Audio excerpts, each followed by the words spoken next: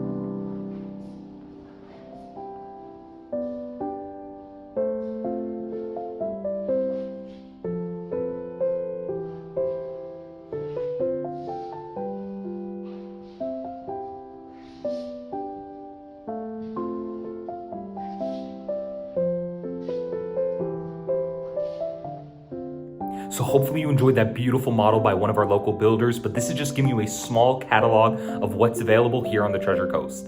As always, I'm going to put my information right up here. If there are any questions you have about our communities or our builders, or if you're looking to get into this area and want to get an idea if this would work for you, if this is the right location for you, I'm here to help you with that. And if you haven't already, make sure you like and subscribe to my channel. I'm going to give out a ton of information that's going to help you make your decision about living on the Treasure Coast. And I'd love to help you with anything you like to do here in our market.